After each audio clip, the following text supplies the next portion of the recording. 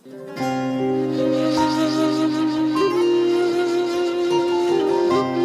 aç dilbərin, əli canı getmə, dayan Fatimə.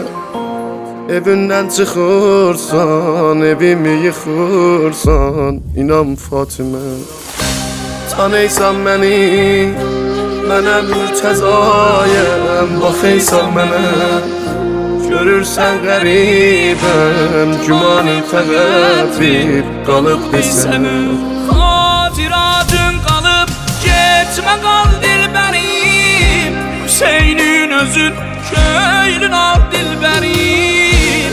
Gəl evdə genə süfrə sal dilbərim. Canəm adım mən, həyatım bilərəm, sənə baxmasam bilmirəm neylərəm. Baxıb yarı və dildə tab eylərəm.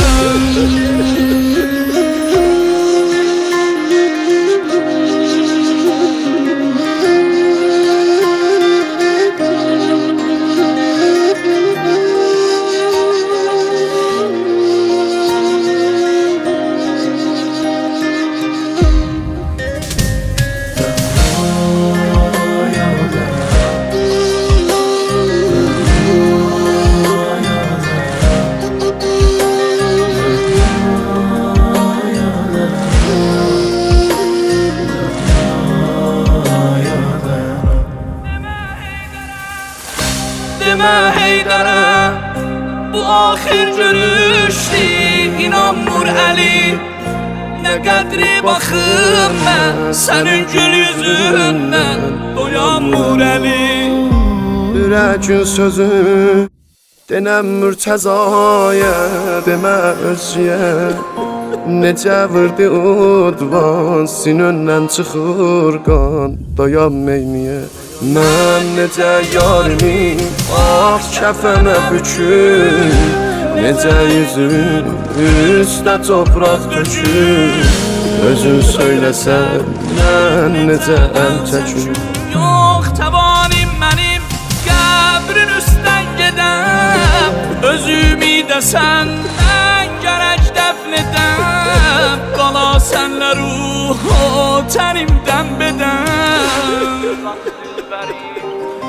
Göz aç dilbərim, Əli canı getmə, dayan Fatimə.